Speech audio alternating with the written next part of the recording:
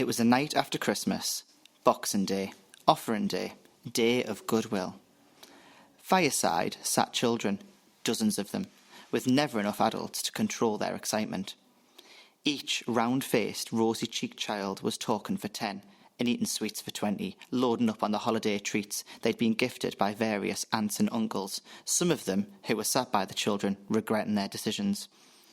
2 in particular were pulling at the latest toy. It was impossible to tell who the lonesome doll was. And in the blink of an eye, a further 2 had joined the brawl.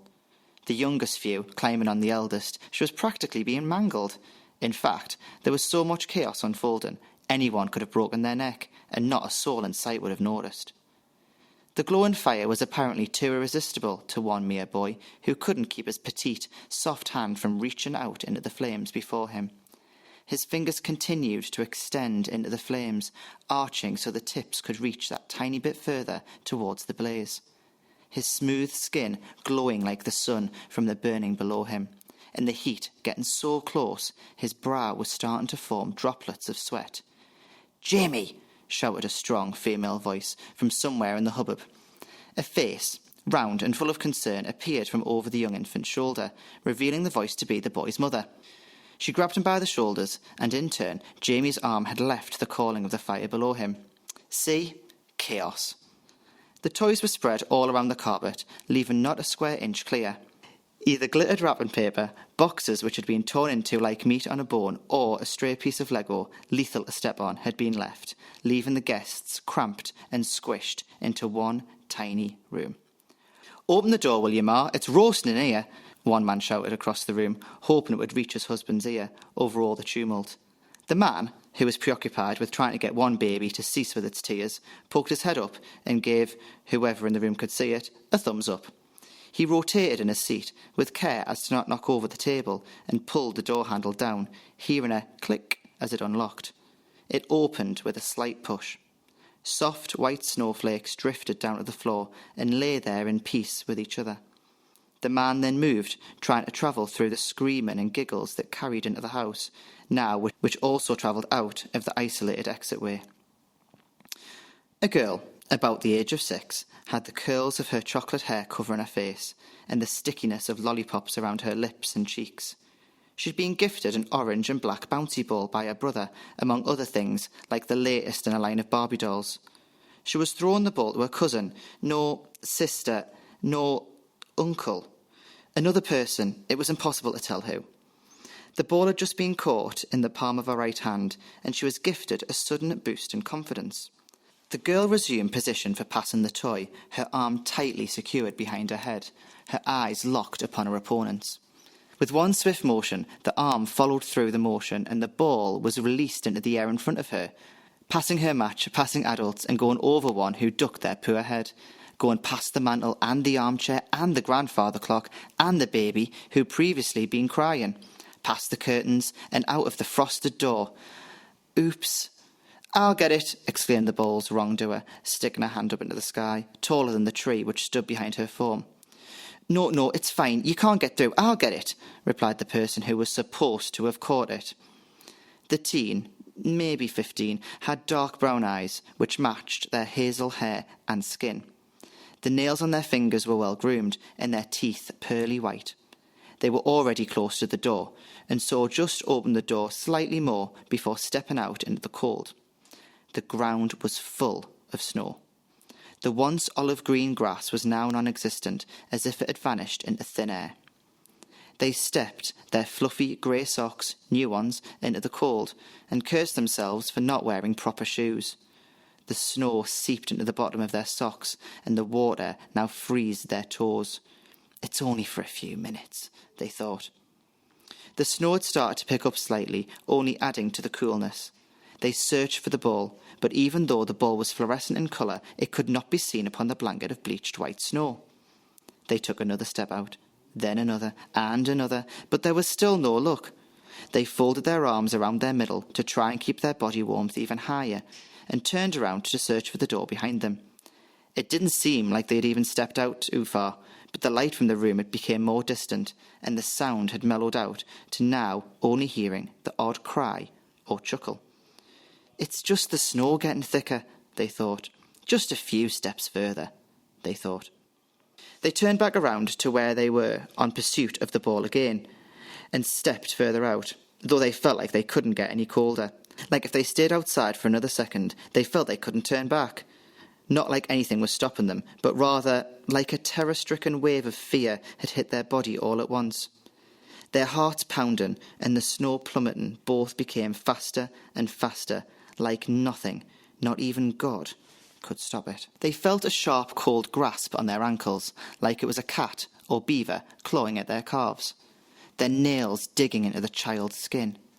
They looked down and noticed nothing but snow gathering at their feet, but figured it was dark outside and they were probably seeing things. Suddenly, they felt a strong gust of wind pushing their body down.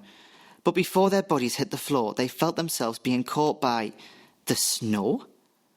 On impulse, a scream came ripping out of the teens' throats, their vocal cords being wrenched from the sounds they were making, just to try and get at least one person's attention, but in their efforts, it didn't work. The teen was so cold and trapped by the snow surrounding their ankles, they couldn't even turn back to their family. The only moving thing on their body was the tears falling down their cheeks, racing in a competition to see which would freeze first. The snow then travelled further and further up their form, snaking like a boa constrictor and wrapping up and up their torso. The evil iciness poked out their arms and covered them too. The child was trapped, stuck, lost, their chest folded inside themselves, feeling like it was impossible to even breathe. The final inches of the malevolent snow wound up their neck. They tilted their head upward as if to get one last breath, and they closed their eyes. The last exhale that came from their blue lips vaporised in the air above them. The tears that had frosted on their pink soft cheeks had been moulded in with the covering snow, and their face and hair were now completely frozen under the cover of a bleached white frosted hat.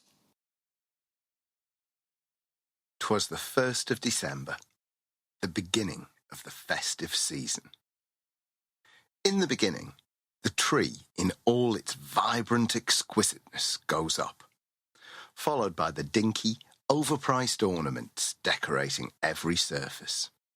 In the corner, the Santa-themed bowl sits there on the otherwise plain wooden coffee table, red and green fabric threatening to spill off at any second, as it continues to pleasantly greet the guests for another year, yet again. I can almost smell its chocolatey contents as I walk through the door, my eyes glued to each delicacy wrapped snugly in scintillating golden foil. I take one and put it into my pocket. As I begin to walk away, I turn back around and take just one more. I'm going to need it.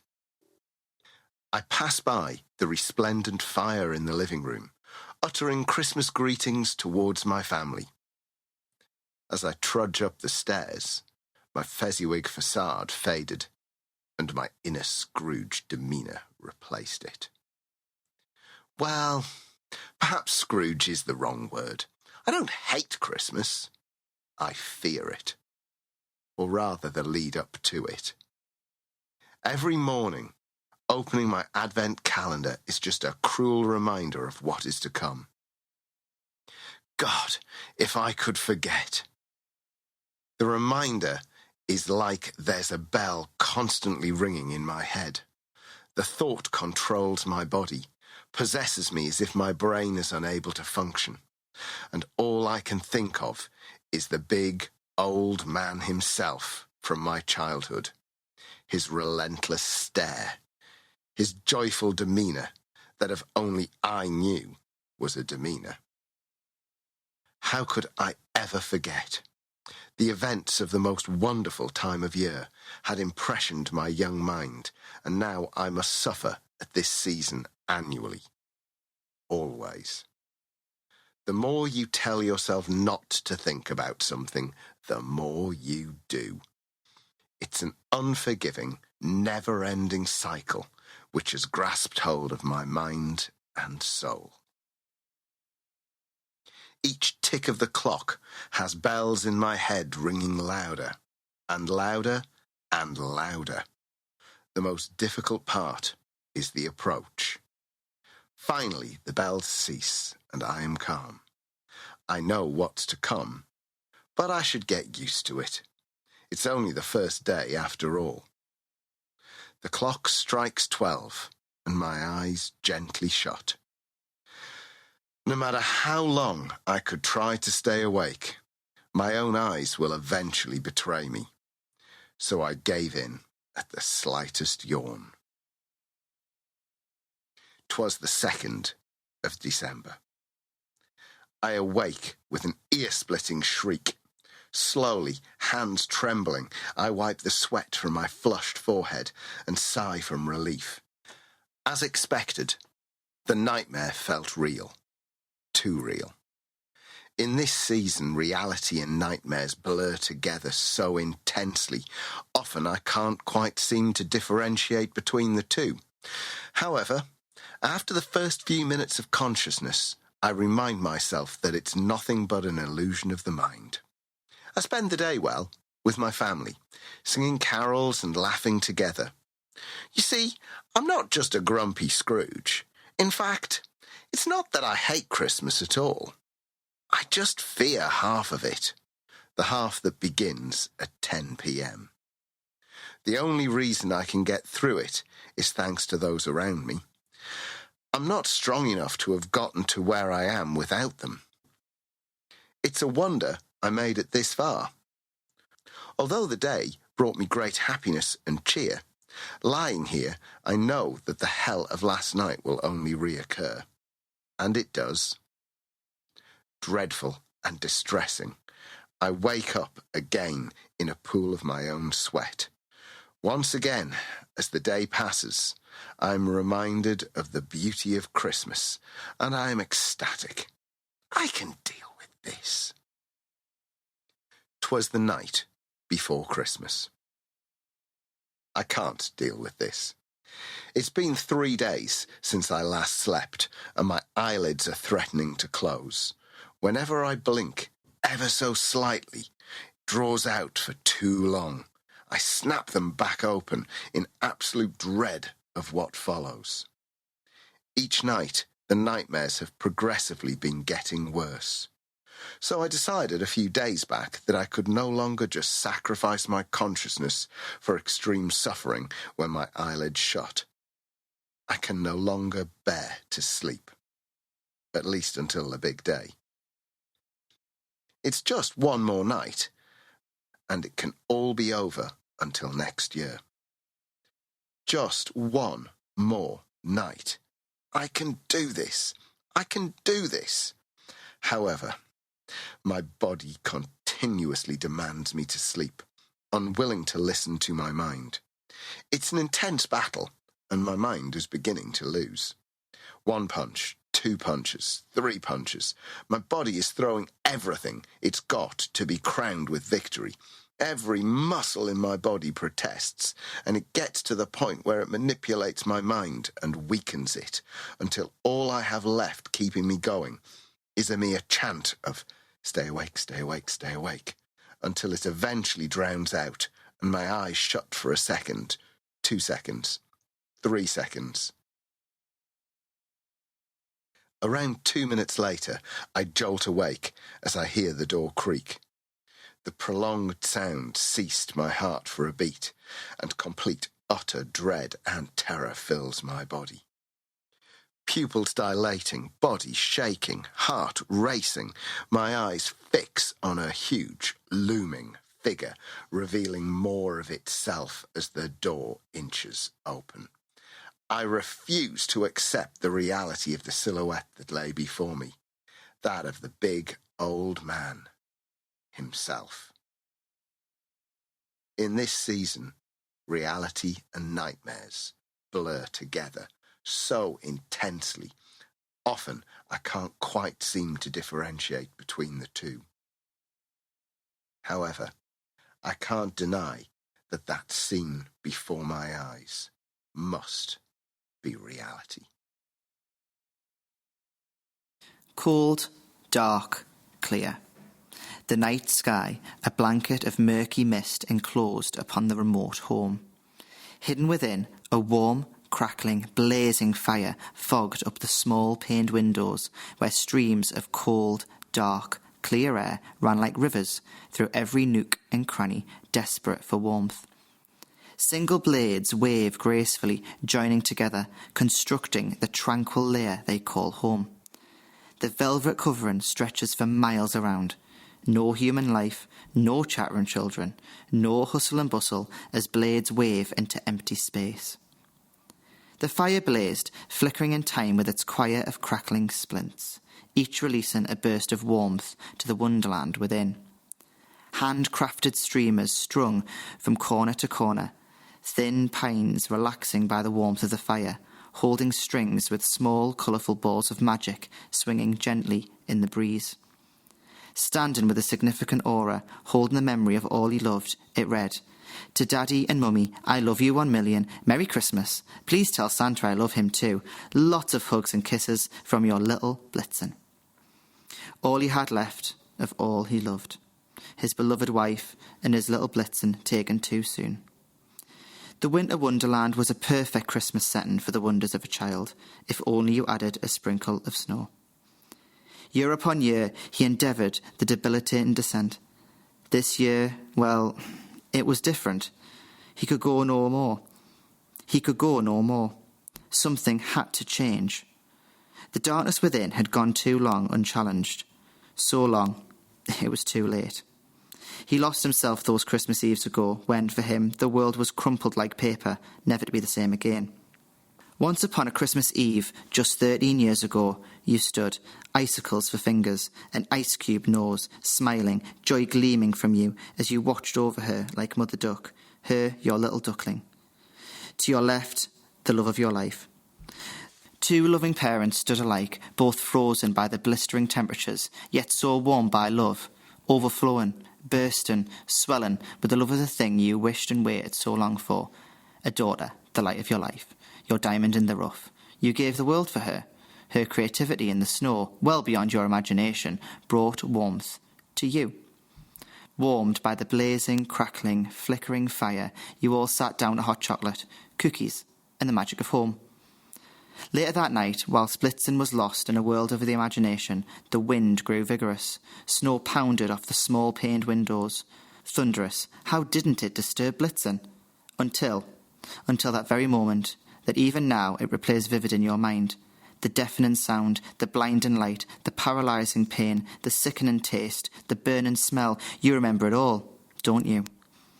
Sometimes you wish you'd died too. You can't hide from me. I know everything, and there's nothing you can do. I know what you've done to family, friends, strangers, but worst of all, yourself. Right now, you sit on the chair alone and lonely. No one can replace them. Each agonising tick of the clock above, spreading fire. The fire grows hotter and hotter, closer and closer. You, static, no longer caring, become reunited with the light of your life. Boom. Up in flames you go. A single blade waves gracefully, with nothing to connect with it, as all that remains of home. And now, the snow starts to fall. It was a cold winter's night on the 24th of December. The Bells family had gone away on their annual Christmas vacation to their family lodge, where they would stay to celebrate the Christmas season. The smell of freshly baked cookies filled the air, whilst the snow fell angelically outside. One by one, the Bells' children queued up to collect their freshly baked cookies from their mother, as their father poured milk, ready for them to dunk their cookies in. Crispy on the outside and gooey on the inside, the biscuits melted into the cup of what was supposed to be a treat for Santa. "I got the bigger cookie," shouted one. "Well, I got more milk," shouted another. Laughter filled the air as the family tucked into Mrs. Bell's freshly baked gooey goodness. "I finished mine before you," laughed the youngest boastfully. "Well, I'm saving mine so it lasts longer," announced the oldest snarkily. Mr. Bell slowly raised his newspaper above his face as the Bells' children bickered among themselves. After all, it was Christmas Eve, meaning they'd be putting on a Christmas film soon. "OK, children, it's time to put on a Christmas film," announced Mrs. Bells, praying for silence. "It's Jamie's turn to choose this year." Jamie opened the drawer of Christmas, where all of the Christmas films stayed. From Home Alone to Elf, he had more choice than Theo Calamacharis.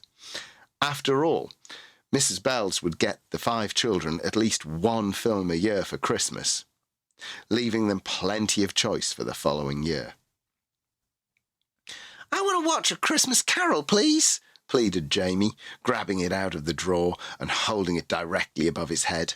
This was a firm favourite of the Bells family, so everyone was endorsing his choice.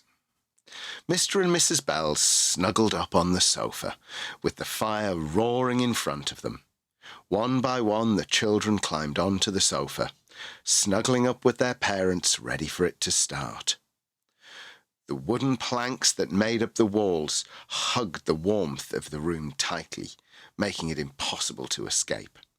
As the film went on, the Bells were singing and dancing around the living room, singing along with every song. They were living a dream. "We wish you a Merry Christmas, we wish you a Merry Christmas, we wish you a Merry Christmas and a Happy New Year," sang the family joyfully as the film came to the end. "Merry Christmas, Delilah couldn't even finish the sentence before a roar of thunder and a bolt of lightning came crashing to the ground, interrupting her. The family had been left in pitch dark. From the brightest lodge in the street to the darkest place in the world, the family fell silent. "Get the candles!" shouted an alarmed Mr. Bell. Mrs. Bell ran to her room, running into and smashing 100 things on the way. "It's okay, Layla," said Mr. Bell softly, as he noticed Layla whimpering. "I have the candles," cried Mrs. Bell only moments later, running back into the room. When the candles were lit and the room was a warm colour again, the family looked outside, expecting to see the whole neighbourhood covered in a blanket of darkness. "But no one else's power has gone out?" questioned Thomas. And then it hit them. The DVD player came back on, along with the TV. "The film's going in reverse," stated Olivia, as the family gazed at the TV, confused. Suddenly, it started to play normally. It started to play normally at the beginning of the carolers singing, where "We Wish You a Merry Christmas" played. But the song had changed. "We wish you a depressing Christmas. We wish you a depressing Christmas.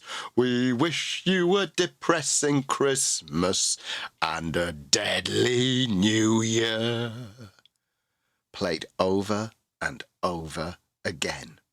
"Take the children to bed, Angela, and stay with them," screamed Mr. Bell, as the DVD player sparked a flame. "Mummy, I'm scared," cried Layla and Grace, hugging tightly onto one of her legs each. "Dad, you can't expect us to go to bed now. I'm staying with you until we find out what's wrong," said Thomas sentimentally, as the 3 youngest got carried to bed by Mrs. Bell. There was no time to argue, so Thomas and Olivia stayed with Mr. Bell, while Mrs. Bell tried to comfort the youngest to sleep. Smash! Bang! The Christmas tree had exploded into flames, along with all of the baubles, except one of them. This bauble was peculiar. They had never seen it before.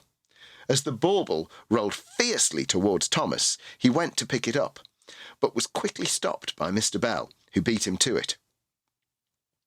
"What is it?" asked Olivia. "I don't know," said Mr. Bell cautiously, as he inspected the bauble. The white base didn't have a mark on it, but what it did have was an illustration of fire. And in the fire was the Bells family. It was a warning from hell. They were living a nightmare. The lights flickered on, off, on, off, all night long. "What do we do? What sort of Christmas is this? Cried Olivia, slowly turning back to face her dad. A deafening scream came from her mouth.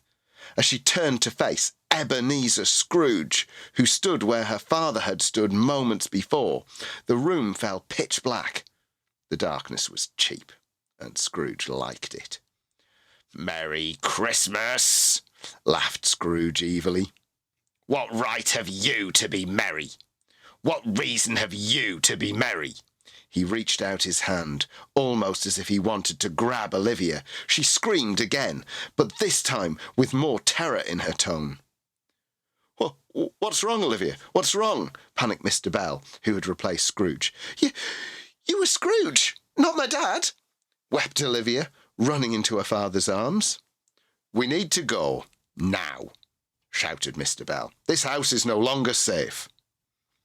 Thomas ran to get his mother and the three younger siblings, while Mr. Bells comforted Olivia.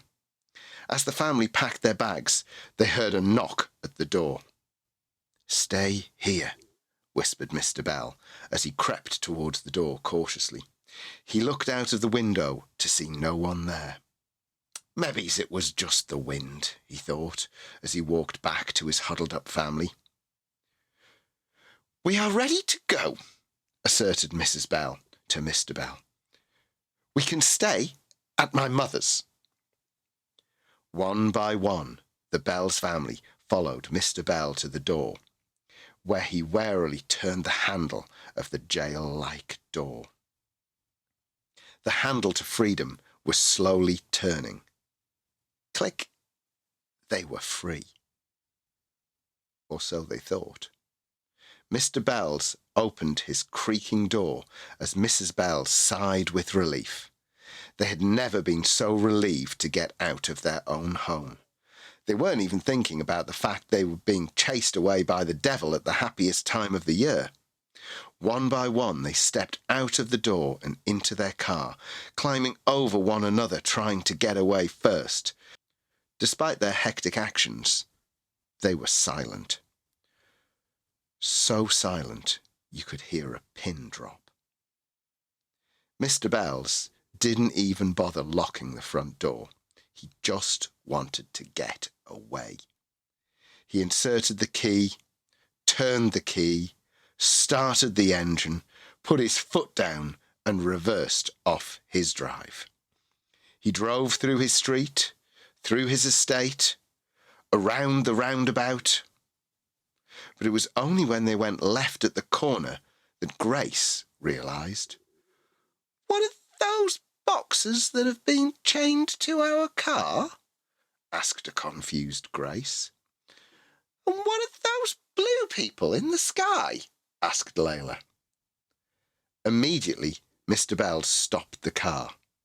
"Are they ghosts?" asked Thomas curiously, looking into the sky at the bright, glowing blue people walking above them. "No, they just seem to be lights," replied Mrs. Bells, who was starting to panic. "I need to get out and look at the boxes," muttered Mr. Bells, who was starting to feel distressed. He climbed out of the car and around to the chains. He let his hand glide along the thick metal chains until they finally stopped at the wooden boxes. There were 7 boxes, one with each family member's name on them. Joe Bell was written on one of them, so he opened it. But it was empty. He looked inside of it, expecting even just a letter in it, but there was nothing, except a message that had been spray painted with red paint into the bottom of the box, which read, "You thought you could escape it all and leave me to deal with it. Run before it's too late." And it was signed S. They ran and never returned.